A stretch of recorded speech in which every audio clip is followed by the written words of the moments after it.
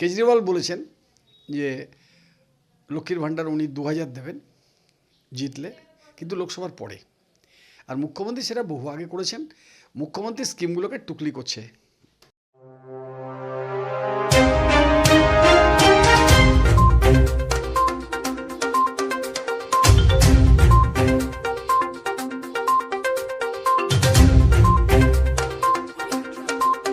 লোকসভা নির্বাচনের নির্ঘণ্ট বেজে উঠেছে। ইতিমধ্যেই যেমন লড়াই শুরু হয়ে গিয়েছে রাজনৈতিক মহলে, ঠিক তেমনই দিল্লি কার দখলে এই নিয়ে উঠছে প্রশ্ন সাধারণ জনতার মনে।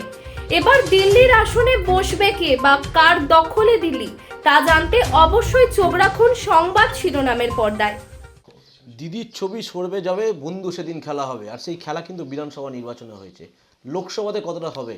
মুরারাই একে ব্লক সভাপতি বিনয় ঘোষ কি বলছেন? কতটা প্রস্তুত মুরারাই? 100% প্রস্তুত। কোন কোন প্রকল্পগুলো মানুষের কাছে নিয়ে যাচ্ছেন? মানুষের কাছে প্রথম প্রকল্প এই মুহূর্তে লক্ষ্মীর ভাণ্ডার, কন্যাশ্রী, রূপশ্রী, যুবশ্রী, কৃষক বন্ধু, বার্ধক্য ভাতা, স্বাস্থ্যসাথী এবং খাদ্যসাথী। এই মেন প্রোগ্রাম যেগুলো মানুষ যেখানে পাচ্ছে সেইগুলোকে আমরা সাথে নিয়ে যাচ্ছি। সেই সঙ্গে ছাত্রছাত্রীদের স্কলারশিপ আছে, ট্যাগ আছে, পোশাক আছে, মিড ডে মিল আছে। সমস্তটাই সুন্দরভাবে পশ্চিমবাংলায় চলছে দীর্ঘদিন। গ্রাম বাংলায় 100 দিনের কাজ নিয়ে বারবার সরব হচ্ছিলেন। রাজ্য সরকারের উদ্যোগে 100 দিনের কাজের টাকাও আবার লোকসভা ভোটের আগে ফিরিয়ে দেওয়া হলো। কি বলবেন? মানে অভূতপূর্ব সাফল্য মুখ্যমন্ত্রীর। এটা এনআরজিএ প্রকল্প প্র্যাকটিক্যালি অ্যাক্ট। এটা সোনিয়া গান্ধীর নেতৃত্বে মনমোহন সিং প্রধানমন্ত্রী এটা হয়েছিল অ্যাক্ট। এটা কিন্তু অ্যাক্ট। এটা বন্ধ করতে বিজেপি সরকার পারে না। যদিও বা সে টালবাহানা করলো, তাহলে যারা কাজ করেছিল তাদের টাকাটা মিটিয়ে দেওয়া কর্তব্য ছিল।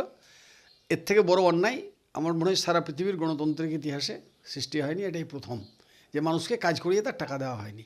মুখ্যমন্ত্রী 59 লক্ষ লোকের টাকা যেভাবে মিটালেন তার সীমিত ক্ষমতা থেকে, সেটা অভূতপূর্ব শুধু নয়, এটা আমি বলবো যে জাতীয় স্তরে, আন্তর্জাতিক স্তরে এটা স্টার হয়ে দাঁড়িয়ে গেল।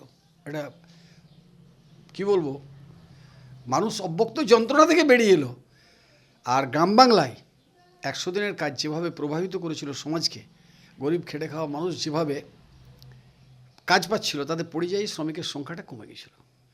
বর্তমানে এই এনআরজিএ প্রকল্পে কাজের অভাবে পরিযায়ী শ্রমিকের সংখ্যা কিন্তু বেড়ে গেছে। আমাদের এখান থেকে বহু লোক বাইরে যায়, চেন্নাই যায়, বঙ্গোপসাগর যায়, বেনারস যায়, রাজস্থান, বিভিন্ন জায়গায় যায়। বিশেষ করে চেন্নাই এবং কেরালা, মহারাষ্ট্র, এসব জায়গায় প্রচুর লোক যাচ্ছে কাজের এর জন্যে, বাধ্য হয়ে ছুটছে, কিছু করার নেই। লক্ষ্মীর ভাণ্ডার তো একটা ব্যাপক সাফল্য। বিধানসভার পর থেকে একাধিক নির্বাচনে মহিলাদের একটা ব্যাপক জয় এনেছে। আবার লোকসভার আগে 500 থেকে 1000 হলো, অথচ গ্যাসের দাম 1000 থেকে 500 হলো না। কি বলবেন? গ্যাসের দাম 1000 থেকে 500 হবে না, তেলের দামও 2 টাকা কমবে, আর লোকসভায় চলে গেলে আবার বেড়ে যাবে। আর মুখ্যমন্ত্রীর স্কিমগুলো বাড়তেই আছে এবং মানুষের প্রয়োজনে উনি এগিয়েছেন।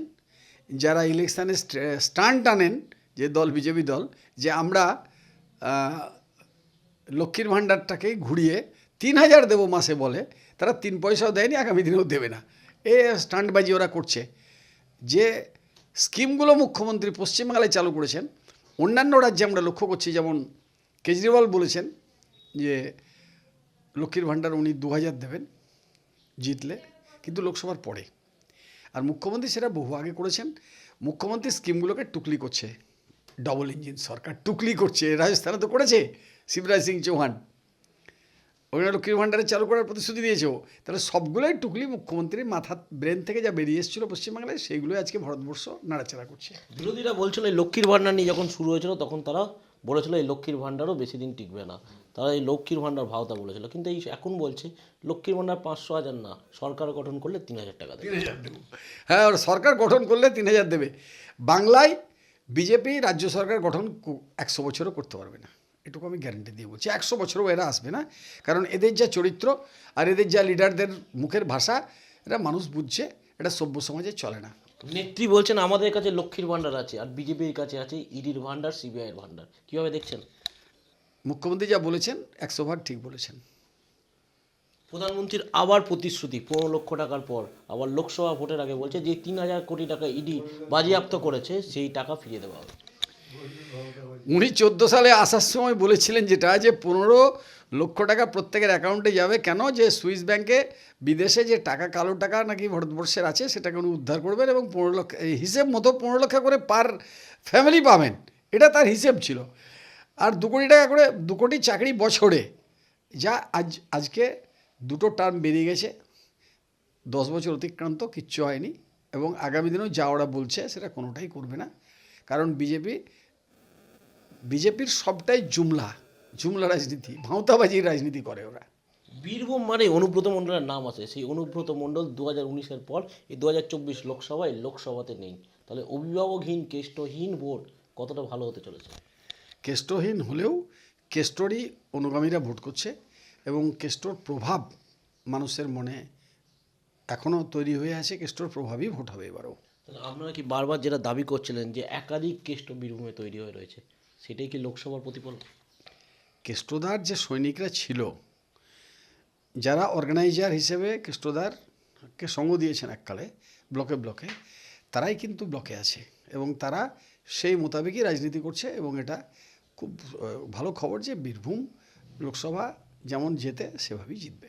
জনগণের গর্জন, বিরোধীদের বিসর্জন, এই বিরোধী বিসর্জন বীরভূমে কতটা হতে চলেছে?